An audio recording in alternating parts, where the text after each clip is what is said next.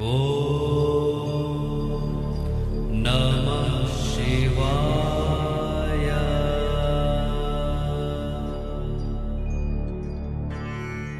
Can you bring some prasad for me from Kailash? Requested my neighbor, hearing that I am going for the Kailash Mansarovar Yatra. Shows the ignorance many people have about this place. But everybody knows that it is the abode of Lord Shiva. There is no temple at Kailash, which is just a mountain, or Mansarovar, which is just a lake. The maximum you can bring from there is some holy water from the lake Mansarovar. Unless you are going through a government organized trip, you have to book your tour through specialized travel agents who do this job. They take all the permissions from the Chinese embassy here and also make the arrangements in Tibet. Since it's in Tibet, there is no stamping of the passport and you are just issued a paper permit of the trip.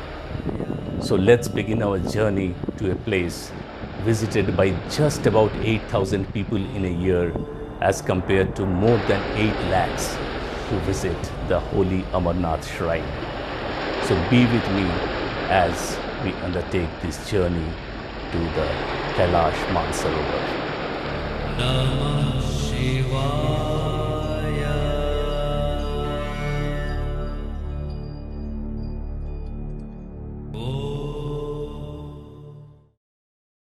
We took a flight to Kathmandu from Delhi.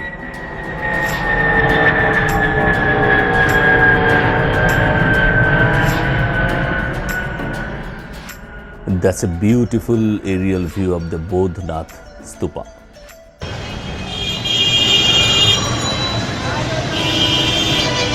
After negotiating crazy Kathmandu traffic, we checked into a plush hotel where we would spend the next 2 nights.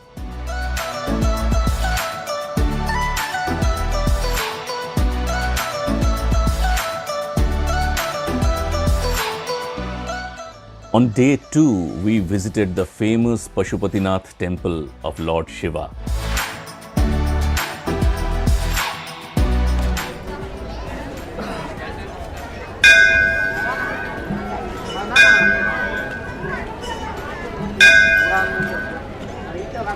It was also an opportunity to meet all our fellow passengers for the trip.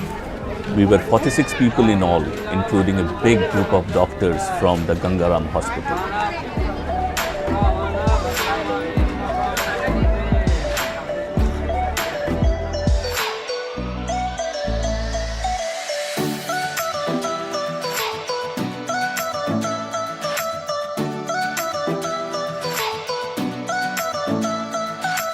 Crazy Kathmandu traffic.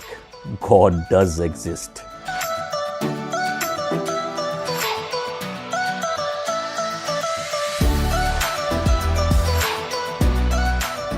After coming back, we were briefed by the tour operator the details about the trip, including the approximate expenses for ponies and porters, which were the only expenses that were extra.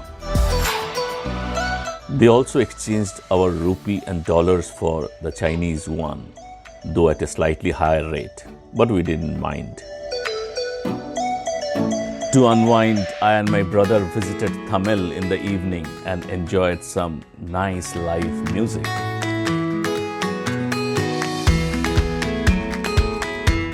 Our trip actually starts today, as we'll be crossing the China border at Kodari before reaching Nayalam in Tibet.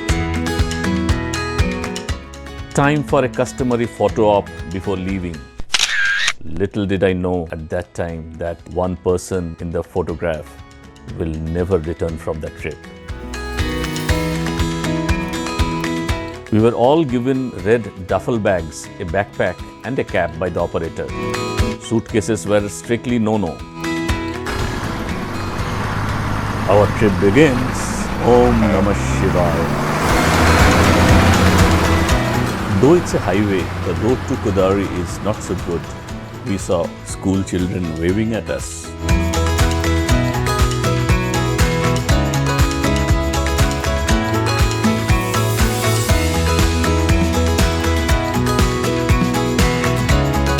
Nice houses.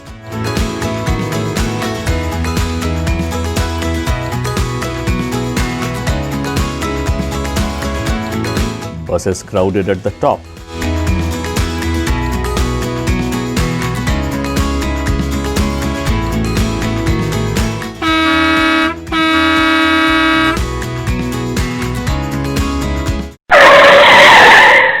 Ducks on the road.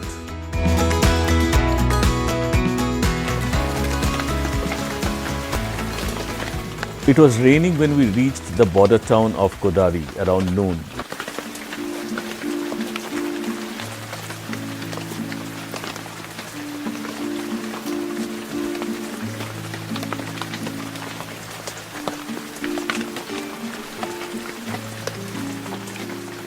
We had our lunch at a small restaurant by the Kosi River. The hot food seemed absolutely heavenly. We crossed over to the China side through the Friendship Bridge, which had a red mark signifying the border line. Our tour operator had warned us of two things. Firstly, never take a picture of a Chinese military or policeman. And secondly, make sure that you do not carry any book or material that has the picture of Dalai Lama in it. Quite a surprising second point. The four-wheel drive Land Cruisers were waiting for us on the other side, and there was also a Chinese guide who took over the group from that point onwards. One Mr. Dawa, who allotted us our vehicles, which will remain the same till the end of the trip. The Chinese side of the town is called Zhangmu, and a lot of trade happens through this border. Just to mention that whatever of Kodari that you just saw may not exist today, as a massive earthquake hit this border town in 2015.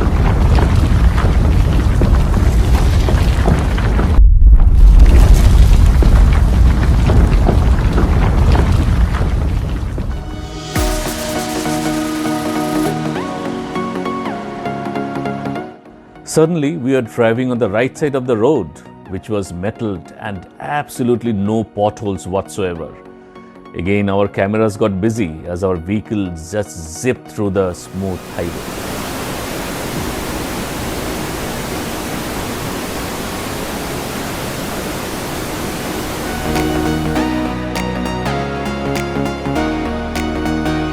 We reached Nayalam around 5 p.m. and we were shown our 4-bedded rooms. Only the doctors stayed together in a huge hall. The sudden increase in height from 4,600 to 12,600 feet over such a short period of time, it had a telling effect on our body.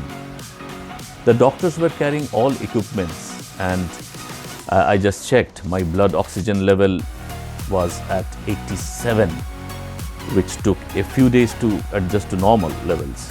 And my blood pressure was a whopping 98/144. But then the doctors assured me that it's okay at those levels. It was a huge relief. But we already were taking Diamox to prevent altitude sickness. Day 4 began on a sad note, as early in the morning I heard a commotion in the corridors, and the word went around that there was a medical emergency. I found out that it was the same Bengali gentleman with whom I had spent the previous evening chatting and listening to Rabindra Sangeet. He just had some fever and otherwise seemed all right.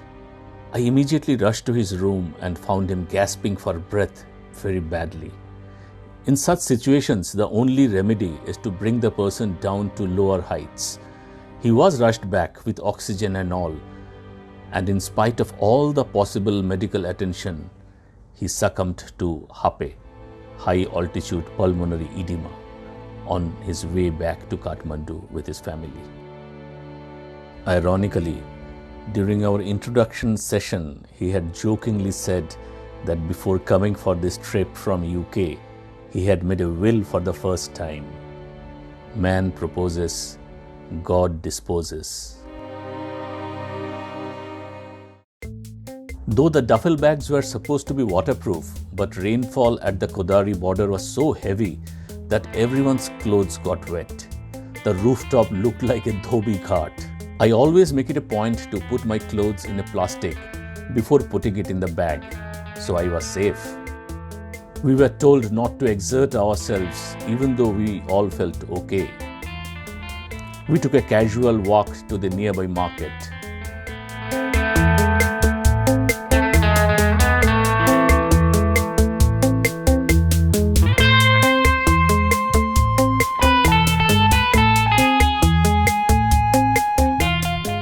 Our hotel did not have any bathing facility, and those who wanted a shower had to pay 10 yuan or about 80 rupees to take a shower in the market shower shop.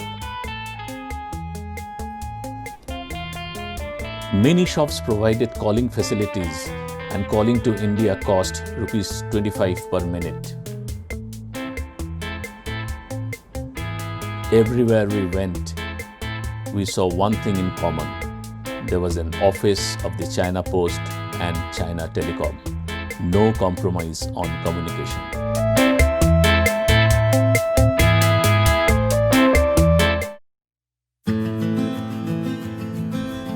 Day 5 was our self-check day, as we were told to climb a small mountain of just 500 feet behind our hotel. It was fairly good climbing experience with reduced oxygen levels. That's me and my brother at the top.